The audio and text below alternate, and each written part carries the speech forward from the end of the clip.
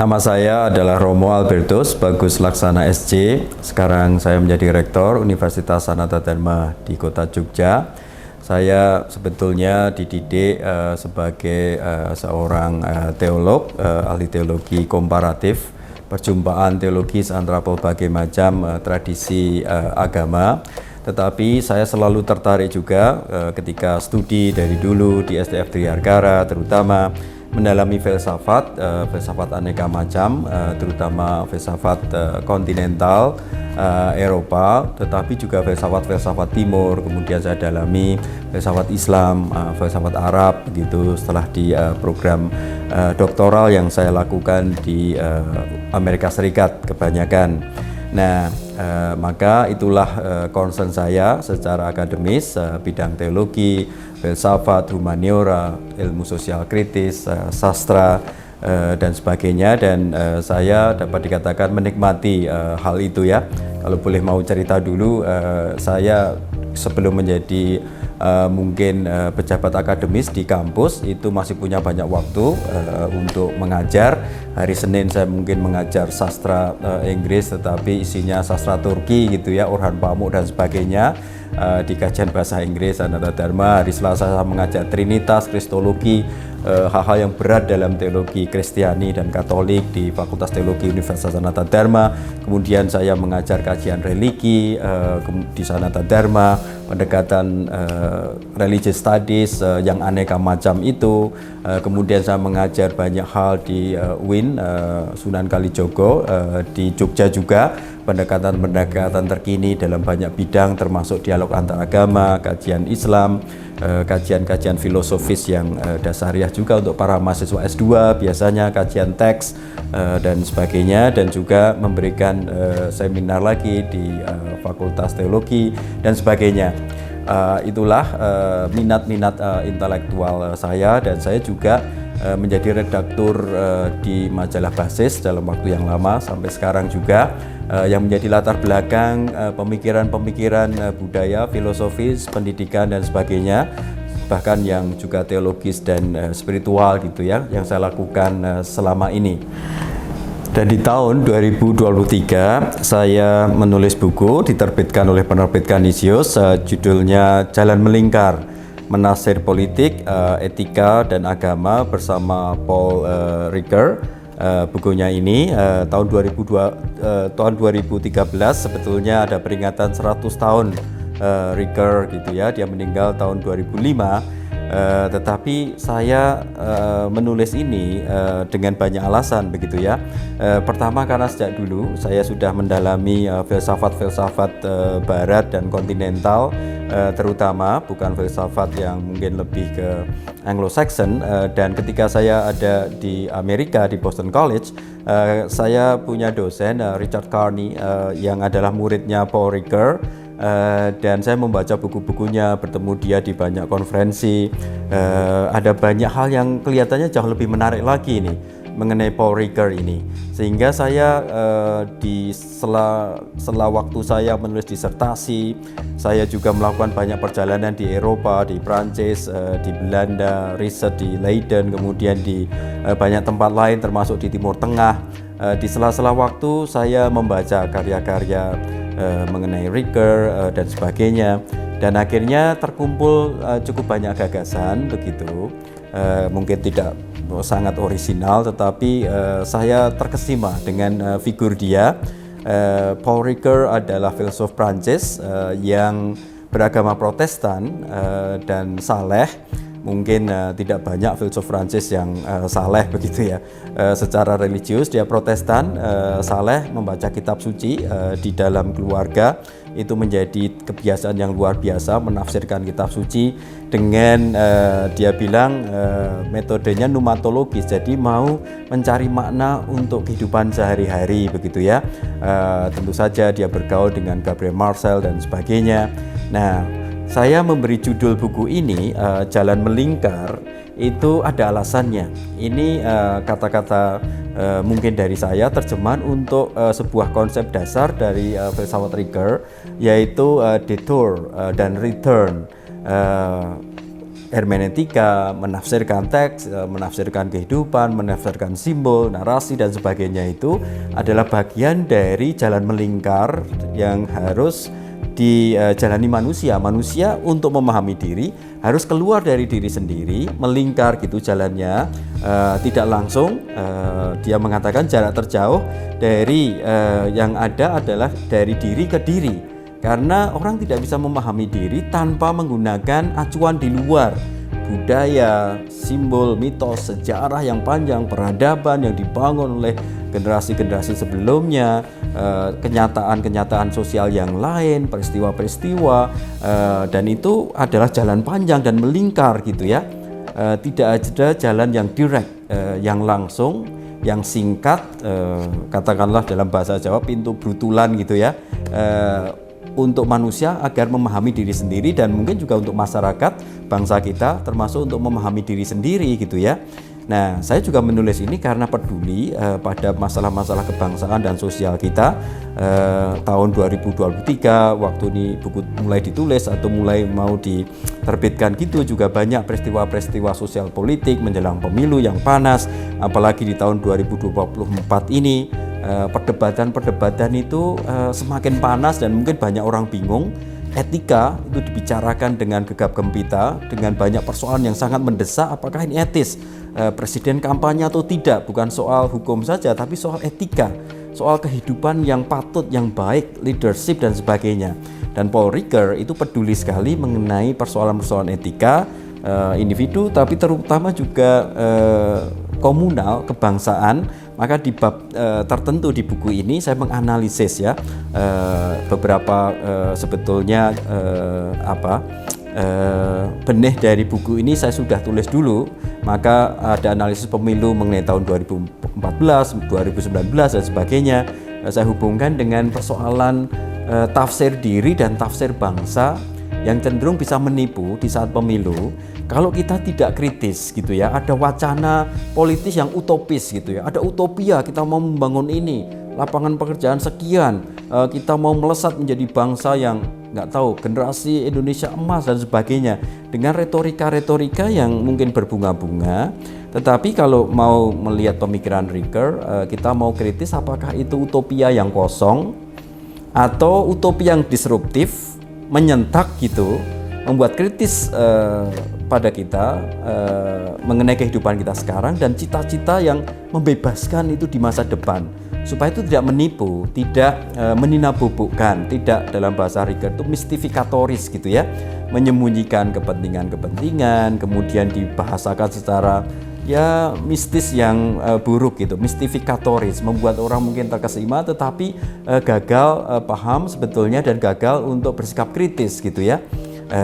Dan dalam wacana pemilu hari-hari ini saya kira hal-hal itu luar biasa penting.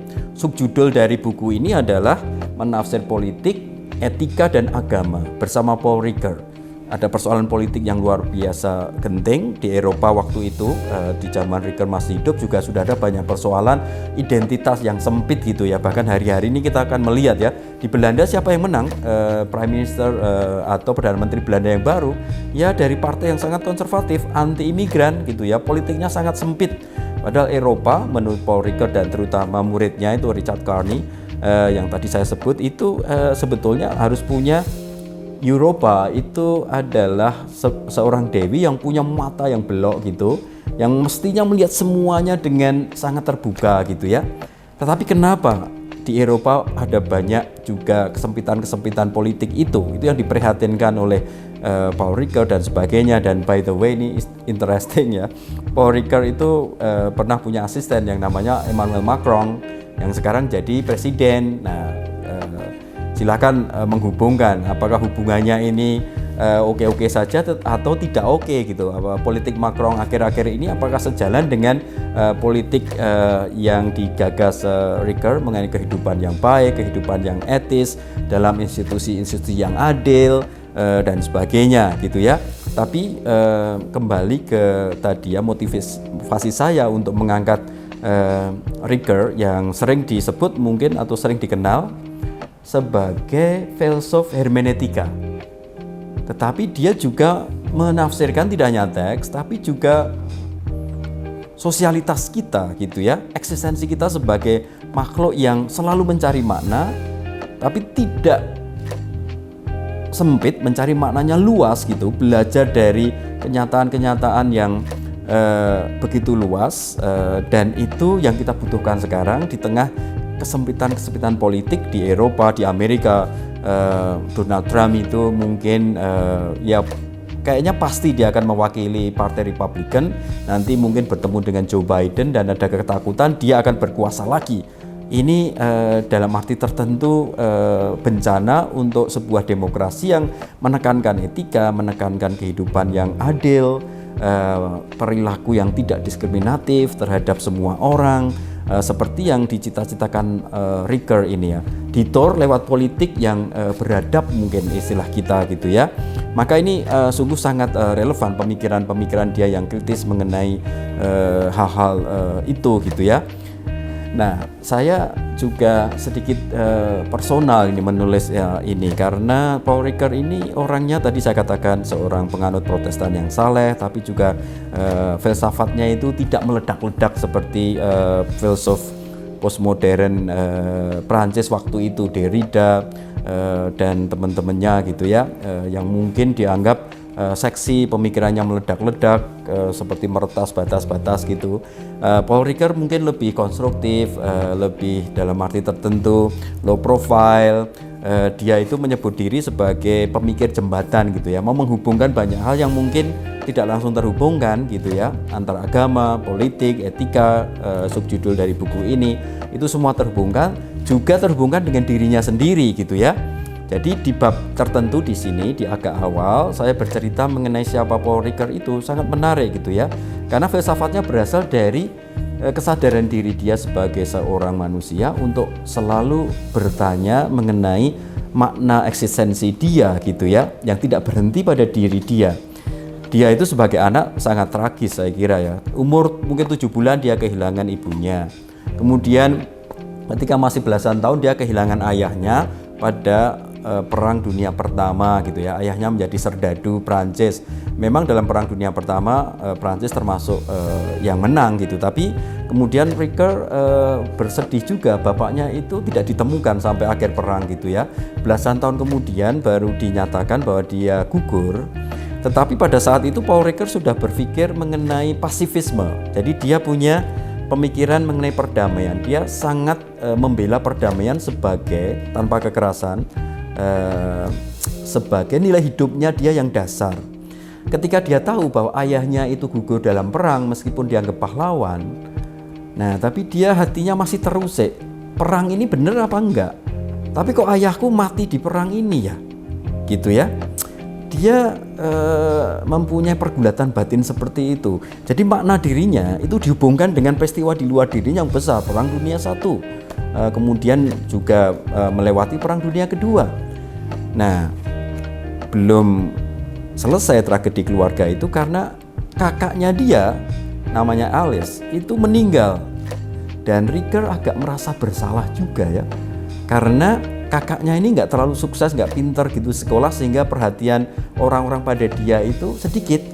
Sedangkan Paul Ricoeur ini cerdas sehingga ya diperhatikan orang-orang keluarganya sangat baik gitu ya, menjadi pusat perhatian. Dan dia merasa bersalah, kakakku sampai akhir hidupnya tidak mendapatkan perhatian sebesar aku. Ini ketidakadilan. Aku berhutang pada dia sampai mati ini. Jadi kategori ini ya, hutang yang tidak terbayarkan sampai mati, itu ada di dalam hati nurani Ricoeur ketika dia memahami diri sendiri berhadapan dengan keluarganya, tragedi-tragedi keluarganya. Anaknya sendiri, Olivier namanya, itu akhirnya meninggal, tapi bunuh diri, bukan meninggal karena perang, bukan meninggal karena penyakit, bunuh diri ketika waktu itu Ricoeur baru saja menyelesaikan naskah mungkin untuk sebuah kuliah umum yang sangat ternama di Edinburgh, namanya The Gifford Lectures ya. Intelektual dunia kalau diundang untuk memberi kuliah itu di Skotlandia itu luar biasa, pasti sudah dianggap dewanya gitu di dunia akademis itu ya. Ricoeur diundang untuk itu, dibantu oleh anaknya ini, tapi anaknya kemudian bunuh diri. Padahal Ricoeur kan bercerita mengenai pemaknaan hidup. Tapi kok hidupnya sendiri seperti itu ya. Tetapi di tengah hal seperti itu dia tidak putus asa gitu ya, di tengah hempasan atau himpitan peristiwa sosial politik, belum lagi apa yang terjadi ketika dia jadi rektor sebuah universitas di Prancis, ada demo begitu, kemudian dia terpaksa mendatangkan mungkin polisi dan sebagainya, kemudian dia diprotes mahasiswa, kemudian dia harus pergi, kemudian dia pergi keluar gitu ya, tidak di Perancis lagi, terusir dia pergi ke Amerika, dan kemudian berada di fakultas ya semacam teologi, fakultas divinity gitu istilahnya di Universitas Chicago dan sebagainya. Dan ini adalah mungkin tragedi dalam arti karirnya dia gitu ya, terhimpit oleh peristiwa sosial politik dan sebagainya. Tahun 68 itu secara pribadi dia juga punya banyak persoalan hidup, tragedi-tragedi yang susul menyusul itu. Tetapi itulah detour, itulah jalan melingkar di dalam hidup yang pantas ditafsirkan dan ditafsirkan lagi. Maka saya kira kepekaan dia mengenai tragedi besar Holocaust misalnya, kekerasan ya, dia punya pemikiran yang luar biasa. Kalau hari-hari ini juga ada orang yang menggugat mengenai pelanggaran HAM di masa lalu, bagaimana itu bisa dibicarakan lagi secara nasional dalam politik ini. Lalu Paul Ricoeur juga bisa menerangi kita dalam soal itu, karena dia itu punya banyak bagi saya gagasan-gagasan yang menarik mengenai sejarah masa lalu di mana ada korban. Dia bilang misalnya bahwa korban itu tidak boleh dilindas oleh penjelasan. Peristiwa masa lalu yang mengorbankan orang itu jangan hanya dijelaskan secara ilmiah, jangan dijelaskan hanya secara mungkin sejarah gitu ya, atau bahkan hanya secara politik terus sudah selesai. Kalau begitu kita tidak menghormati korban itu. Korban itu jangan misterinya itu maknanya mereka, makna pengorbanan mereka dan sebagainya itu dihapus atau dibatasi oleh penjelasan, explanation. Peristiwa itu sendiri ada istilahnya ya, ada aspek yang tidak terkatakan, ada aspek yang nggak bisa dijelaskan. Tolong ini dihormati, jangan korban-korban ini, termasuk di Indonesia ada banyak tragedi politik di masa lalu, kemudian ini jangan kemudian dibicarakan dalam konteks ilmiah, konteks politik, apalagi politik elektoral, seakan-akan lalu tidak menyisakan semacam tadi ya, kita berhutang pada mereka yang sudah menjadi korban itu, dan itu tidak bisa dilindas, jangan dilindas oleh banyak hal yang terasa rasional, terasa mungkin ilmiah, politically correct mungkin, yang sebetulnya tidak menghormati seluruh misteri dari peristiwa politik itu. Nah, itu saya kira sebuah hal yang penting untuk kita ingat, relevansi dari pemikiran Ricoeur yang mungkin sekali lagi tidak meledak-ledak itu, tetapi dalam bidang politik saya kira ada unsur pembebasan, pembelaan pada kelompok-kelompok tertentu yang hari-hari ini kalau mau jujur dalam lingkaran perpolitikan bangsa kita juga perlu kita bela. Saya merasa bahwa buku seperti ini mungkin tidak super signifikan, tidak sangat tebal mengenai pemikir yang mungkin sudah sering kita dengar gitu ya. Tapi semoga buku ini memberi sedikit banyak pencerahan dari sudut-sudut yang lain mengenai Paul Ricoeur dan relevansinya untuk bangsa kita. Ada banyak pembicaraan mengenai kualitas kebangsaan kita akhir-akhir ini ya. Apakah kita adalah bangsa yang dihuni oleh para pemimpin intelektual yang seperti para pendiri bangsa kita, Sultan Syahrir, Hatta, Soekarno, dan sebagainya, Tan Malaka, yang adalah generasi pemimpin yang di awal dari masa formasi mereka sebagai pemimpin bangsa, tokoh masyarakat adalah intelektual yang terutama membaca, bukan soal sekolahnya, tetapi membaca di luar dari kasanah yang mereka kenal dari kehidupan mereka, mungkin lingkungan mereka yang asali ya. Mereka menembus batas-batas Eropa, budaya Eropa modern dan sebagainya, filsafat, banyak pendekatan yang lain yang mereka tembus dalam situasi yang sangat terbatas.